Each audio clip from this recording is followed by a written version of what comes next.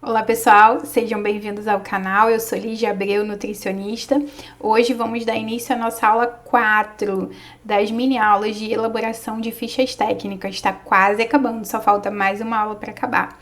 Se você não curtiu, curte e compartilhe esse vídeo para o maior número de pessoas que sejam interessadas em nutrição e gastronomia. E se você estiver assistindo pelo Instagram, deita o celular para que você tenha uma melhor qualidade na visualização da aula. Tudo bem? Então, bora para nossa aula 4. Bora para a aula 4, pessoal.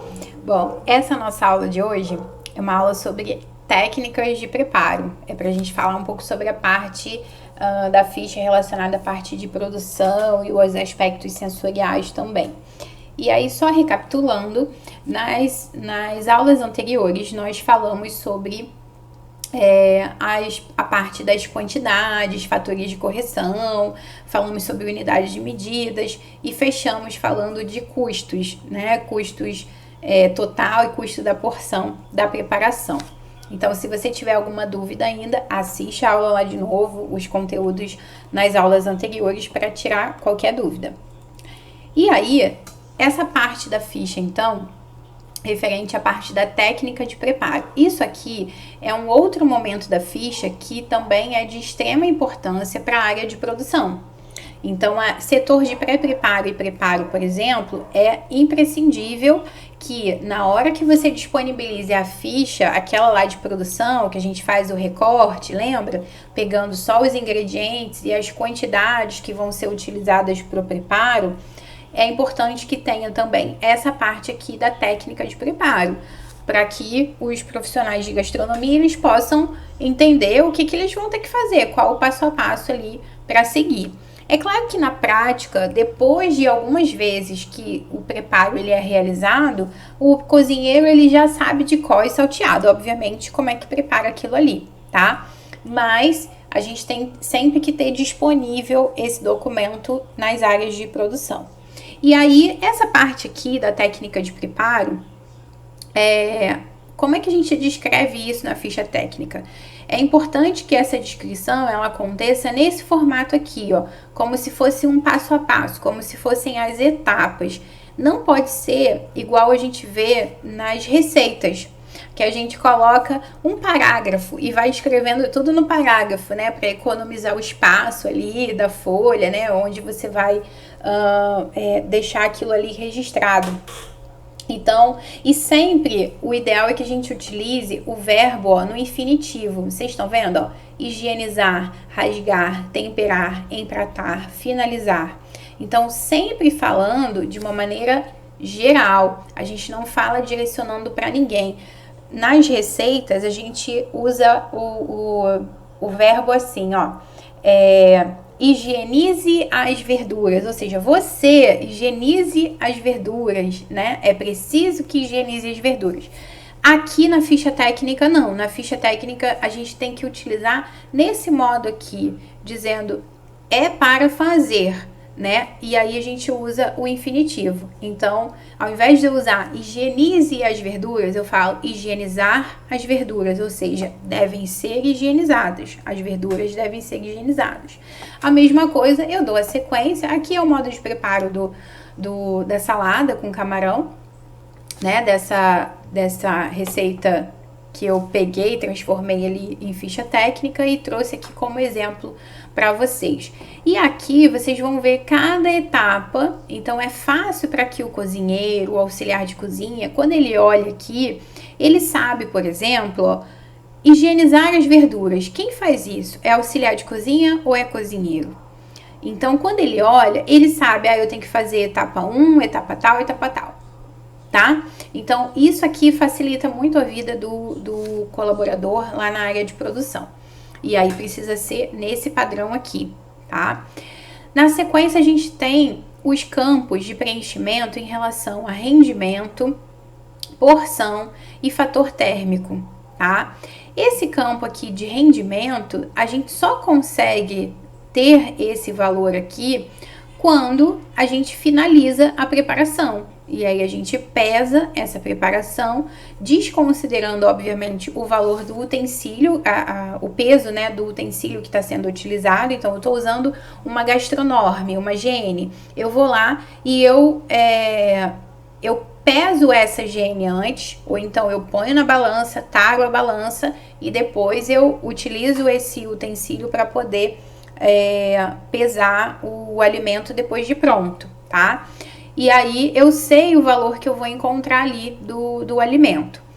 E aí a porção, o rendimento é a quantidade total do que foi preparado para aquele número de pessoas que eu coloquei lá atrás na ficha, ó, aqui, ó, número de porções, 10 porções. Então, no final das contas, a minha salada rendeu esses 1,5 kg, 1,6 kg para 10 pessoas. Logo, quanto que eu vou ter de salada para uma pessoa? Eu preciso pegar esse rendimento aqui e dividir pelo número de porções, que no caso dessa ficha são 10 porções. Então, eu vou dividir esse valor aqui por 10. Consequentemente, eu acho o meu valor de porção, tá? Fator térmico. Em relação ao fator térmico, aqui é a quantidade, é o índice que a gente utiliza para mensurar o quanto que o alimento ganha ou perde de peso durante o processo de cocção. Aqui, como é uma salada, o que a gente pode observar, ó? Se vocês vierem aqui olhar, tudo que tá aqui vai ser servido cru, com exceção do camarão. Então, nenhum outro alimento aqui vai ter fator de cocção, ou índice de cocção, ou fator térmico, né? Vai depender da nomenclatura que você estiver utilizando e da referência bibliográfica que você estiver consultando. Mas o índice de cocção. O camarão é o único aqui dessa nossa ficha que vai ter. Supondo que eu tenha uma outra ficha, que eu tenho vários outros ingredientes que também sofrem por perda ou ganho de peso, né, durante a preparação. Aí é interessante que eu faça o cálculo ou de cada um, para saber quanto que eu vou ter daquilo ali no final, ou então eu vejo qual o que perde mais ou o que perde ou que ganha mais de acordo com a preparação, tá? Mais pra frente eu falo melhor sobre isso com vocês. Então aqui, esse fator térmico aqui, como é que eu calculo esse fator térmico, né? Eu pego o peso do meu alimento, eu pego o meu alimento lá cozido, peso ele, tá? Esse camarão, ó, o que aconteceu com esse camarão? Ele fala para temperar os camarões com alho e sal e saltear no azeite. Eu peso esse camarão antes, aí pesei, eu temperei ele, pesei ele, guardo esse valor, ele é o peso dele cru, tá? Depois que eu salteei, eu vou lá e peso de novo. Aí eu vou ter o quê? O peso dele cozido. Eu pego esse peso cozido e divido pelo peso dele cru. E aí eu acho esse fator térmico ou índice de cocção. Por que aqui do camarão tá dando 0,8? Porque sempre que der um valor abaixo de 1, se desse 1 aqui, o que significaria isso? Significaria que esse camarão não ganhou nem perdeu peso. E aí, vamos supor, eu tinha... Quanto que é de camarão aqui mesmo? Ó, o camarão, a quantidade? 600 gramas de camarão, né? Aí, vamos supor que eu tinha 600 gramas cru. Eu fui lá, salteei, pesei de novo, continuei com 600 gramas. 600 dividido por 600, 1. Então, ele não ganhou nem perdeu peso durante o processo de cocção. E aí, o fator térmico aqui seria 1. No caso do camarão, o que aconteceu? Ele ficou 0,8, ele ficou abaixo de 1. Quando que um cálculo de divisão, o valor fica abaixo de 1? Quando o valor que está sendo dividido pelo outro, esse valor é menor. Então, o peso do camarão cozido, no caso, foi um peso menor do que o peso dele cru, significando que ele perdeu peso durante o cozimento. Então, automaticamente, esse valor vai ser abaixo de 1. Então, sempre que você encontrar, fez o cálculo e você encontrou o valor menor que 1, 0, alguma coisa, significa que esse alimento perdeu peso durante o cozimento. Ao passo que, se eu tiver, por exemplo, um macarrão, peguei aquele pacote de meio quilo de macarrão, cozinhei. Depois de cozido, esse macarrão virou, eu fui pesar novamente, tinha 1,5 kg. Quando eu pegar 1,5 kg, né, 1.500 gramas, ou 1,500 quilos, e dividir por 0,500, né, ou 1.500 divididos por 500, se eu pegar esse valor, eu vou achar um valor acima de 1. Isso significa o quê? Que esse alimento ganhou peso depois do cozimento, ok? Então, aqui no caso do camarão, ele perdeu peso, né, após o cozimento. E aí, isso vai refletir para mim na hora do rendimento. Por que eu preciso saber disso daqui? Porque na hora de fazer a compra do meu insumo, porque eu preciso saber por que eu vou comprar 600 gramas de camarão ou 0,600 quilos ao invés de só meio quilo, tá? Por que eu preciso comprar a mais daquele determinado insumo? Porque eu sei que quando chegar no processo de cocção, esse alimento vai perder peso. E aí, se eu tiver feito o cálculo da porção dessa preparação, considerando a quantidade total de camarão que eu comprei, sem considerar a perda, eu não vou ter a quantidade de porção que eu desejo. Eu vou ter menos e automaticamente o cliente vai reclamar, tá?